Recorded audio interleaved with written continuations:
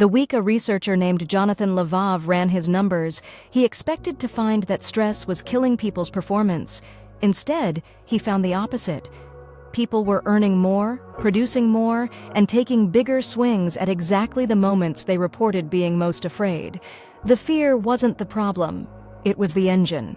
This is not a motivational pitch about embracing discomfort. What Levav and a growing cluster of behavioral economists actually documented is something colder and more mechanical than that. Fear activates a specific neurological mode, a state of heightened attentional narrowing, and that state, it turns out, is almost perfectly calibrated for the kind of focused effort that produces income. The terrifying part is what happens when it turns off. Let's trace the pattern from the beginning. Researchers studying income trajectories across thousands of self-employed workers, freelancers, and commissioned salespeople found a consistent curve. Early in a career, when the rent is genuinely uncertain and failure is a live possibility, output climbs steeply. Then something shifts. Security arrives, a steady client base, a cushion in the bank, a reputation that means the phone keeps ringing, and the curve bends. It bends downward. Not dramatically at first. The person doesn't quit, doesn't slack off in any obvious way. They still show up, they still deliver, but the number of new pitches drops. The hours of deep work contract. The willingness to pursue the slightly terrifying opportunity, the one that could double everything, quietly disappears. They have stopped being afraid, and without knowing it, they have started coasting. Psychologists call this the security trap, and it operates through a mechanism called loss aversion asymmetry.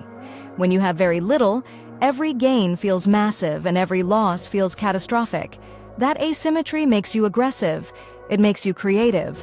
It makes you call the person you are afraid to call, write the proposal you are afraid to send, take the meeting you are certain you will lose. Fear of losing something real makes you perform at a level comfort never can. The researchers quantified this with a number that should bother you. In one longitudinal study tracking freelance consultants over a 7-year period, average monthly billings peaked not at the moment of greatest experience or skill, not after 7 years of mastery, but at the moment of greatest financial precarity. Peak performance arrived on average in month 11 of year 2, the period when savings had run out, but reputation had not yet fully stabilized. The fear was at its highest. So was the income. After that peak, something predictable happened. Small buffers accumulated. The person got better at the work. They built systems. They hired help. And every one of those rational, sensible improvements quietly drained the urgency. The fear dropped. And within 18 months of the peak, billings had declined by an average of 23%, not because the market changed, but because the person had. This is where it gets philosophically uncomfortable, because everything we are taught about success points in the wrong direction. We are told to build security, to create passive income, to reach a place where the outcome of any single deal doesn't terrify you. And all of that advice is correct, in terms of stability. But stability and peak performance are not the same thing, and the research suggests they may be fundamentally incompatible. Consider what fear actually does to cognition in the short term. It floods the prefrontal cortex with norepinephrine, which sharpens working memory and narrows attention to the task immediately in front of you. It suppresses the default mode network, the part of your brain that daydreams, second guesses, and wanders. Fear, in moderate doses, essentially gives you a temporary upgrade in executive function. You think faster, prioritize harder, and tolerate rejection better. Comfort does the opposite. Comfort activates the default mode network. The mind starts to drift. It entertains distractions. It begins to feel that no single email is truly urgent, that the proposal can wait until tomorrow, that rest is deserved and probably is. All of this is pleasant. None of it is productive in the way that fear-driven work is productive. The brain, given safety, starts spending its energy on itself rather than on the world outside. So, what do you do with this? You cannot manufacture terror indefinitely, and you would not want to. Chronic fear at high intensity produces the opposite effect.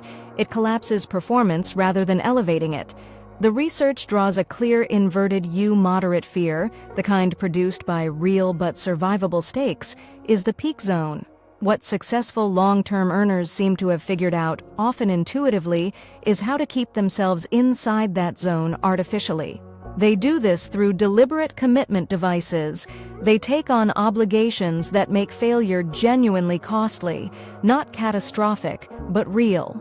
They announce goals publicly before they have a plan to reach them. They turn down the safety net just far enough that the next quarter is not guaranteed. They manufacture the conditions of early career fear, not by being reckless, but by engineering authentic urgency into a life that would otherwise calcify into comfort. There is a certain ruthless honesty required to sit with this finding. The version of yourself earning the most is almost certainly not the most comfortable version. It is the version that goes to bed slightly unsure, that wakes up with something to prove, that has not yet secured the thing it is reaching for. That version is not pleasant to inhabit, but the data is consistent. It is your highest performing self. The experiment that started this didn't set out to depress anyone. It set out to understand why talented people plateau. What it found was that the plateau is not about skill or opportunity. It is about stakes. Lower the stakes, and you lower the person. Keep the stakes real, and the person stays sharp. Fear, it turns out, is not the enemy of your potential. For most people, it is the last thing standing between them and it.